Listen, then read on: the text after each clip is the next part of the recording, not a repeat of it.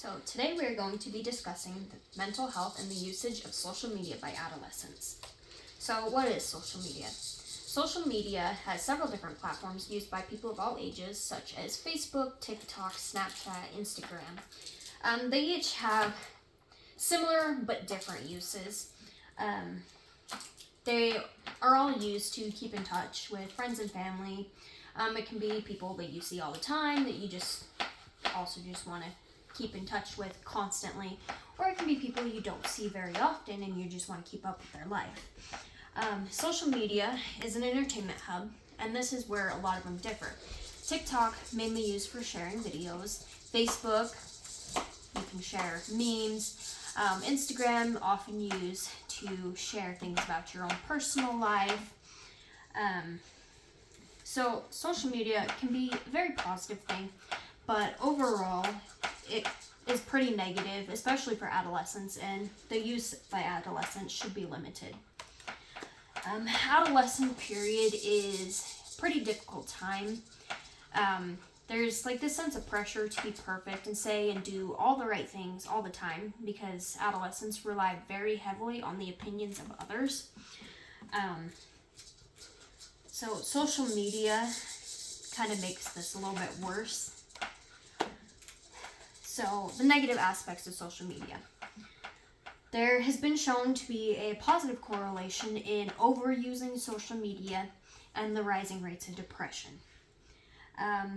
This is because a lot of times people become content creators and they post all the positive things about their lives, but they purposely leave out the negative. And as an outsider looking in, it can seem like they only experience positive things and they've never had any trials.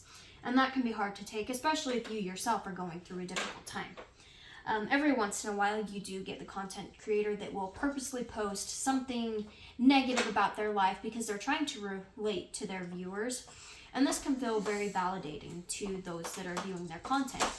However, if you look at the comments on these posts, there are people that will purposely comment nasty things, and their comments are directed at the creator. But if you're relating to the creator because you're going through the same thing, those comments can be hard for you to take as well. Society also craves validation from other people, and a lot of this comes from the form of likes on your statuses. Say you post a big life event, you just graduated high school or something, and you don't get very many likes, but you see one of your friends who posted their graduation post and they've got hundreds of likes, hundreds of comments. It can almost feel like, well, not as many people care about you, and it can make you feel bad. Social media also makes it easy to cyberbully. Cyberbullying has been thought to be worse than traditional bullying because you can't escape it. When you go home, it's still there. And the problem with this is when you post something on the internet, it's there forever because people can screenshot it and send it to other people. When other people see this, they may choose to join in the cyberbullying, which can make it a lot worse. Instagram has been shown to have the worst effect on mental health, particularly in the case of body image issues, because this is a photo sharing app. So Instagram is a photo sharing app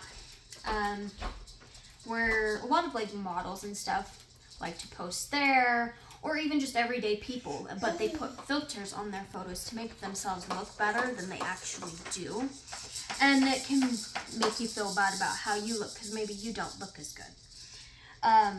Social media also causes issues with sleep because when you're scrolling through social media, you kind of lose track of time, and when you're sitting there staring at an LED screen, it actually prevents your brain from producing melatonin, which is needed for sleep. Well, this can be a very bad cycle to get into because when you don't get enough sleep, you're at a higher risk for developing mental health issues. But mental health issues, in turn, cause issues with falling and getting quality of sleep. It's also easy to create fake social media accounts. This is pretty common with predators who will pretend to be adolescents themselves and target other adolescents, particularly teenage girls, and convince them to send them inappropriate media. And they'll do it because they think this person loves them and would never do anything to hurt them. Well, because this person is fake, inevitably there's going to be a breakup.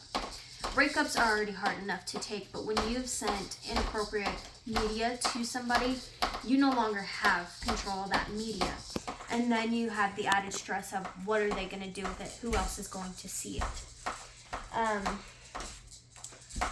Rates of self-harm, suicidal ideation, and suicidal attempts have gone up, particularly with the overuse of social media, or the same has been seen with individuals who use little to no social media. So, social media is not all negative. It does have some positive aspects, such as it allows people to create friendships with people they probably never would have known otherwise. It can also decrease symptoms of loneliness. This was especially important during the 2020 COVID-19 pandemic because we were all forced to quarantine from each other and we all felt pretty lonely, but because of social media, we didn't have to feel it as badly because we were able to keep in contact with the outside world. Social media also allows adolescents to discover who they really are and build bonds and join groups of like-minded individuals. In conclusion, social media does have a lot of positive aspects, but it has so many negative aspects that really its use should be limited and especially should be monitored by the parents of these adolescents.